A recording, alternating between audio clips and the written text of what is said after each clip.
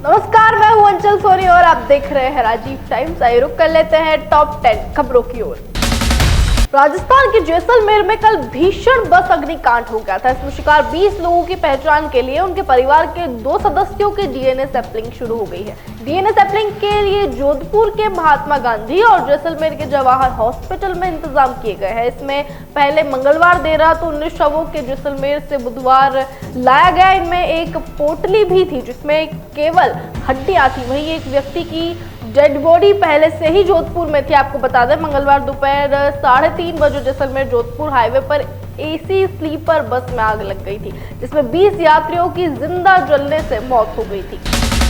Bhopal AIIMS से चोरी हो रहे ब्लड प्लाज्मा की अंतर्राज्यीय कालाबाजारी का पर्दाफाश करते हुए 6 आरोपियों को गिरफ्तार किया गया है। पुलिस जांच में पता चला है कि एक गिरोह ने अब तक 1150 यूनिट प्लाज्मा चोरी कर महाराष्ट्र के नासिक और औरंगाबाद में स्थित 2 निजी प्रयोगशालाओं को बेचा है। इन प्रयोगशालाओं में प्लाज्मा का उपयोग कर बायोमेडिकल दवाई बनाई जा रही है। पुलिस ने नासिक और औरंगाबाद में प्रयोगशालाओं के संचालकों को गिरफ्तार किया है। बता दें कि गिरोह का सरगना लक्की पाठक पहले ही पकड़ा जा चुका है। उसका भाई दीपक पाठक इस रैकेट का प्रमुख सप्लायर है। दीपक ने पूछताछ में बताया कि औरंगाबाद करण चौहान और नासिक के श्याम देशमुख को चोरी किया गया प्लाज्मा ऊंचे दामों में बेचता था, जिससे गिरोह को भारी मुनाफा होता था। मामले के तार महाराष्ट्र के नासिक से भी जुड़े हैं, जहां पुलिस की एक टीम भेजी गई है। इसमें कुछ महत्वपूर्ण तथ्य पुलिस को मिले हैं।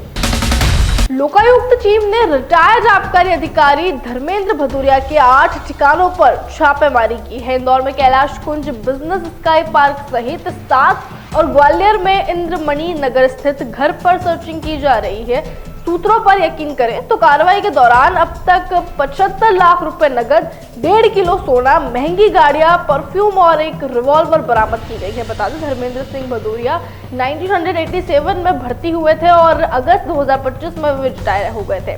इस दौरान उनकी वैध आय करीब 2 करोड़ रुपए मानी जा रही है। जांच में ये भी सामने आया है कि उनके बेटे सूर्याश भदौरिया फिल्मों में निवेश करते थे। बेटी का भी फिल्मों में पैसा लगाने से जुड़ा लिंक सामने आया है। इससे पहले 2020 में शराब ठेकों की नीलामी में लापरवाही के चलते उनको निलंबित किया गया था। नीलामी समय पर नहीं होने के कारण उनके खिलाफ ये कार्रवाई की गई थी। इंफॉर्मेशन प्राप्त हुई थी कि धर्मेंद्र सिंह भदौरिया हैं सेवानिवृत्त जिला आबकारी अधिकारी अलीराजपुर, जो कि अभी 31 अगस्त को ही सेवानिवृत्त हुए हैं।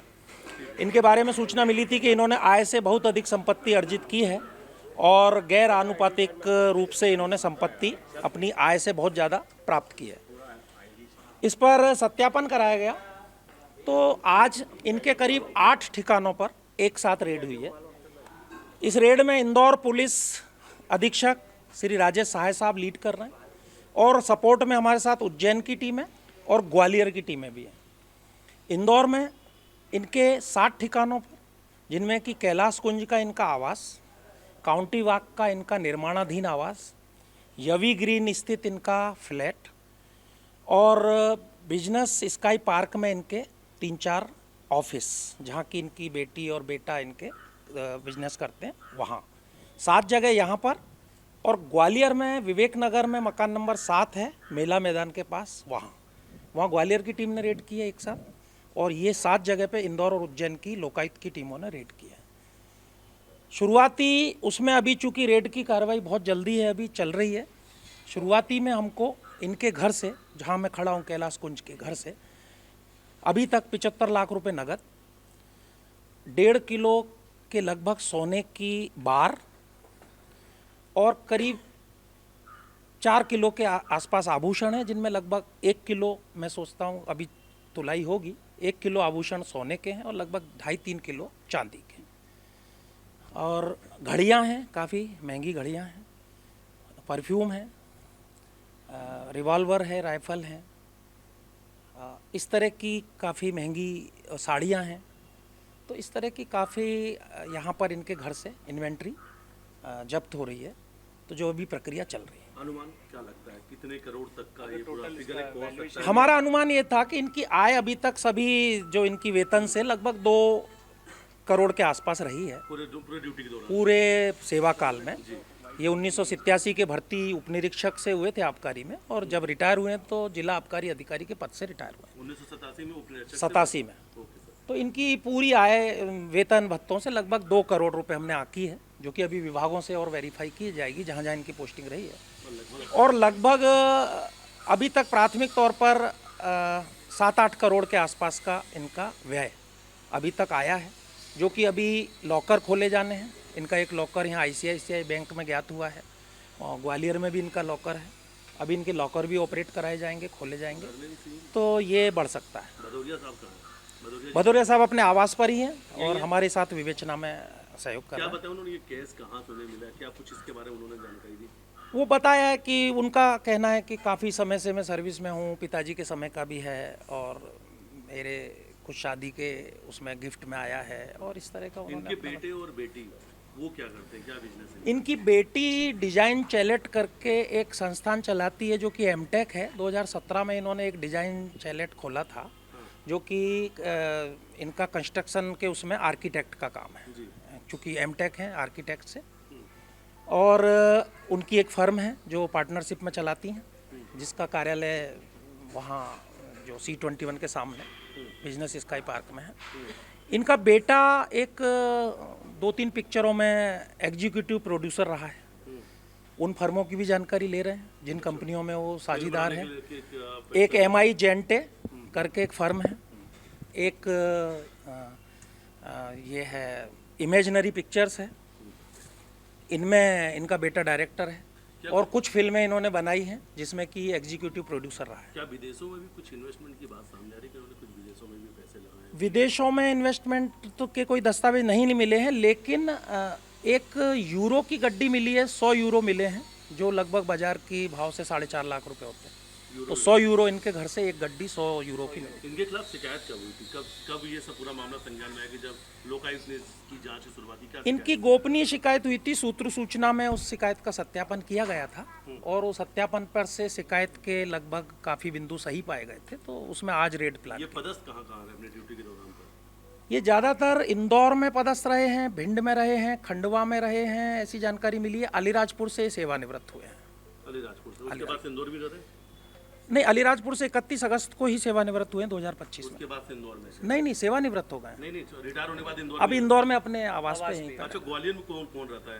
ग्वालियर में इनके भाई की फैमिली रहती है, उनकी मृत्यु हो चुकी है, और इनके पिताजी का एक आवास है, 2 आवास ग्वालियर में है, और इटावा में इनका पैतृक गांव है, वहाँ के भी आवास के जमीनों के पेपर इनके यहाँ से मिले हैं, तो वो भी जांच की जाए। ये फिल्मों को लेकर इन्वेस्टमेंट भी करते हैं कहीं ना कहीं प्रोड्यूसर? हाँ, इनका खुद का बेटा Suryansh Bhadauria producer, executive producer है कुछ फिल्मों में, बॉलीवुड की कुछ पिक्चरें बनाने में रहा है, तो इन्वेस्टमेंट सामने आ रहा है। अच्छा, मुंबई में भी कुछ है क्या इनके फ्लैट? इनका मुंबई में कोई यहाँ से कागजात नहीं मिले, ना कोई जानकारी अभी तक मिली। कितने बैंक के लॉकर है इनके? 3 लॉकर हैं, जो एक ग्वालियर का लॉकर है, और एक इटावा में बताया है, और जो कि बंद हो चुका है, और एक लॉकर यहाँ बताया है इन्होंने ICICI बैंक में।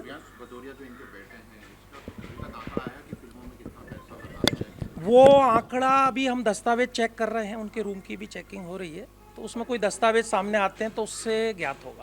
धर्मेंद्र सिंह जी का कुछ फिल्मों से कुछ लिंक निकला हो? नहीं, धर्मेंद्र सिंह जी का नहीं, उनके बेटे और बेटी अपूर्वा भदौरिया और सूर्यांश भदौरिया, इन दोनों का लिंक पिक्चरों से निकला है, फिल्मों से।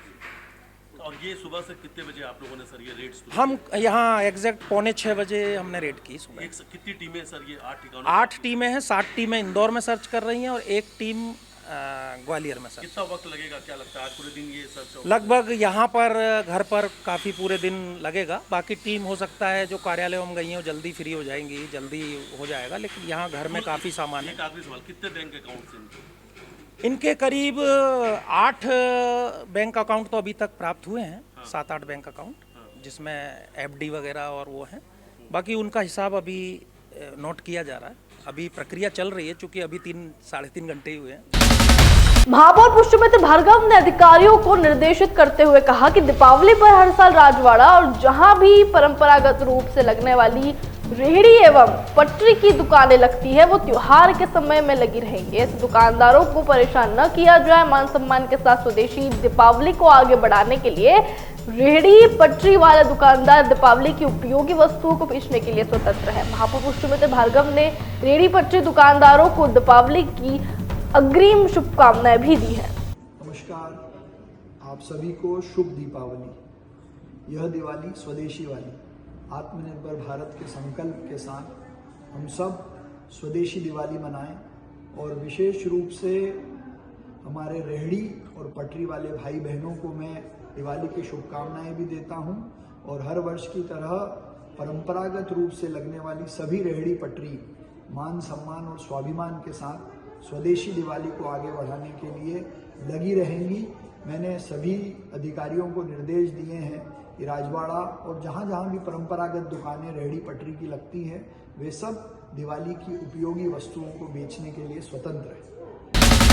कांग्रेस द्वारा राष्ट्रीय स्तर पर शुरू किए गए वोट चोर गद्दी छोड़ अभियान के समर्थन में आज 15 अक्टूबर को इंदौर में हस्ताक्षर अभियान चलाया जा रहा है। जी हां, शहर कांग्रेस कमेटी के अध्यक्ष चिंटू चौकसे ने बताया, यह अभियान शहर के सभी 85 वार्डों में एक ही दिन एक साथ चलाया जा रहा है। ब्लॉक स्तर पर कांग्रेस कार्यकर्ता घर घर जाकर हस्ताक्षर करवा रहे हैं। आपको बता दें कि एक दिन पूर्व इंदौर शहर कांग्रेस के प्रभारी संजीव सक्सेना एवं विधानसभा प्रभारियों की गांधी भवन में इस संबंध में बैठक हुई थी, जिसमें विधानसभा प्रभारी सुनील यादव, देवेंद्र मीना, गिरधर नागर सहित बड़ी संख्या में कांग्रेस पदाधिकारी उपस्थित थे।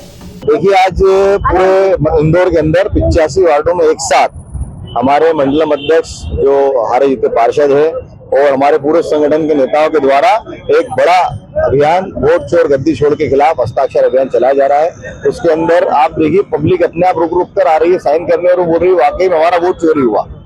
इसलिए संदेश देता है देश को, देश की जनता को कि उनका वोट चोरी किया जा रहा है। आप देखिए सर्वे क्या आते हैं, क्या टीवी दिखाती है, क्या मीडिया दिखाती है कि हर जगह मध्य प्रदेश में हम जीत रहे हैं, हरियाणा में हम जीत रहे हैं, राजस्थान में हम जीत रहे हैं। आखिर में क्या होता है, सारे सर्वे फेल हो जाते हैं और नरेंद्र मोदी जी जाते हैं, उनका जादू चल जाता है और बताते हैं वो जीत गए।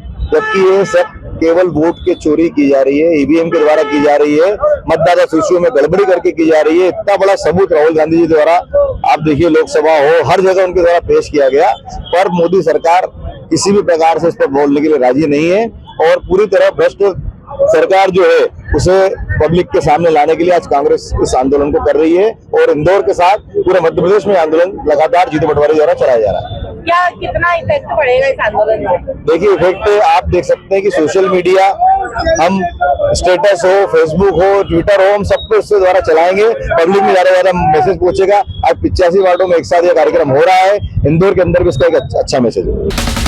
नगर परिषद कन्नौज द्वारा नगर में स्वच्छता पहल निरंतर जारी है। निकाय ने शहरी स्वच्छता के क्षेत्र पर अपना श्रेष्ठ प्रदर्शन करते हुए स्वच्छ शहर का पुरस्कार हासिल किया है। स्वच्छ भारत मिशन के तहत आयोजित किए गए जाने वाले स्वच्छ सर्वेक्षण 2024 में नगर परिषद कन्नौज ने राष्ट्रीय स्तर पर 17वां एवं राज्य स्तर पर 27वां स्थान हासिल किया है। यही नहीं, कचरा मुक्त 1 स्टार और ODF++ शहर का दर्जा भी प्राप्त किया है। इस उपलब्धि पर भोपाल में आयोजित स्वच्छता संग्राम सम्मान समारोह में नगर परिषद कन्नौज को मुख्यमंत्री मोहन यादव ने सम्मानित किया। ये सम्मान नगर परिषद अध्यक्ष गायत्री राधेश्याम जाट, विधायक प्रतिनिधि संतोष जाट, मुख्य नगर पालिका अधिकारी अनिल जोशी, पहल संस्था से मनीष घावरी, स्वच्छता दरोगा परसराम घावरी, अशोक डूलगज, अभिलाष झाझोट, चेतना कनौजिया, दुर्गेश बकोरे ने प्राप्त किया। नगर परिषद खातेगांव ने स्वच्छ भारत मिशन शहरी के तहत उत्कृष्ट प्रदर्शन करते हुए राज्य स्तर पर स्वच्छ शहरों में स्थान प्राप्त किया है। राष्ट्रीय स्तर पर खातेगांव ने 7वां स्थान हासिल करते हुए 3 स्टार व ODF++ श्रेणी में अपनी पहचान बनाई है। भोपाल में आयोजित स्वच्छता सम्मान समारोह में मुख्यमंत्री डॉक्टर मोहन यादव के मुख्य आतिथ्य में नगरीय प्रशासन राज्य मंत्री प्रतिमा बागरी ने नगर परिषद खातेगांव को सम्मानित किया। ये सम्मान नगर परिषद अध्यक्ष सरिका नरेंद्र चौधरी, विधायक प्रतिनिधि नरेंद्र चौधरी, मुख्य नगर पालिका अधिकारी निखिलेश चिंतामण, उपयंत्री गायत्री रावत, नोडल अधिकारी सागर अग्रवाल, स्वच्छता दरोगा रोहित चिंतामण, राजेश लोदवाल, संस्था वैरण्य से रंजीत सिंह एवं स्वप्नील वर्मा शामिल रहे। माननीय मुख्यमंत्री जी द्वारा कल स्वच्छता सम्मान समारोह में नगर पालिका का सर्वश्रेष्ठ कार्य होने के कारण और 17 नंबर हम आए, इसलिए हमारा नगर पालिका परिषद कन्नौज का सम्मान किया गया। और नगर पालिका परिषद को निर्देशित भी किया है कि अगली बार इससे और अच्छा बेहतर काम करें, ये नगर पालिका को उन्होंने कहा है। और कल हम सम्मान समारोह में माननीय अध्यक्ष महोदय और मैं और मेरा स्टाफ हम कल समारोह में गए थे और सम्मान किया गया हमारा। ये सम्मान समारोह मिलने से नागरिकों को आप क्या संदेश देना चाहेंगे नगर के? नागरिकों से मैंने कल ही अपील करी है कि स्वच्छता बनाएं और हमारी गाड़ियाँ आएँ उसमें गीला कचरा अलग डालें, सूखा कचरा अलग डालें, ये मैंने उनसे निवेदन किया गया। शहर में शांति बनाए रखने के लिए आपराधिक गतिविधियों में लिप्त 22 शातिर बदमाशों के विरुद्ध पुलिस आयुक्त नगरीय संतोष कुमार सिंह ने प्रतिबंधात्मक आदेश जारी किए हैं। वहीं 9 खुफिया बदमाशों को जिलाबदर किया गया है। साथ ही उन्हें इंदौर व सीमावर्ती जिलों की राजस्व सीमा से भी बाहर किया गया है। 13 अन्य बदमाशों के विरुद्ध भी आदेश जारी करते हुए उन्हें थाने पर हर रोज हाजिरी देने को कहा गया। ये बदमाश आदतन अपराधी है जिनके विरुद्ध पूर्व से विभिन्न धाराओं के कई गंभीर अपराध दर्ज है। भारतीय महिला क्रिकेट टीम की खिलाड़ी आज बाबा महाकाल के दर्शन करते पहुंची है। जी हां, जिन्होंने बुधवार तड़के 4 बजे भगवान महाकाल की भस्म आरती के दर्शन किए। बता दें 2 दिन पहले ही भारतीय T20 क्रिकेट टीम के कप्तान सूर्य कुमार यादव भगवान महाकाल की भस्म आरती के दर्शन करने आए थे। उन्होंने एशिया कप में भारत की जीत तथा पूरी सीरीज में भारतीय टीम के दमदार प्रदर्शन के लिए भगवान महाकाल के प्रति कृतज्ञता व्यक्त की थी। भारतीय महिला क्रिकेट टीम भी इन दिनों विश्व मंच पर बेहतर प्रदर्शन कर रही है। सभी ने हर मैच में अच्छे प्रदर्शन और जीत के लिए प्रार्थना की। किन्नर के साथ रेप और बाद में जान से मारने की धमकी का मामला सामने आया है। इस मामले में 2 मीडिया कर्मियों पर केस दर्ज कराया गया है। ये केस इंदौर के नंदलालपुरा क्षेत्र के किन्नर ने दर्ज कराया है। इस मामले में पंजरीनाथ थाने ने अपराध दर्ज किया कि किन्नर ने अपनी शिकायत में बताया कि 30 मई को उसके जेरे के गुरु के खिलाफ FIR दर्ज की गई है। इसके बाद 12 जून को आरोपी पंकज जैन अपने साथी अक्षय के साथ डेरे पर आया। आरोप है कि पंकज ने किन्नर पर जबरन संबंध बनाने का दबाव डाला। किन्नर द्वारा मना करने पर समाज को बदनाम करने और पुलिस कार्रवाई में एनकाउंटर कराने की धमकी दी गई। घटना के बाद पीड़ित किन्नर ने अपने गुरु को जानकारी दी और मंगलवार को थाने पहुंचकर लिखित शिकायत दी। और फिलहाल की खबरों में इतना ही। ऐसी और खबरें जानने के लिए देखते रहिए राजीव टाइम्स।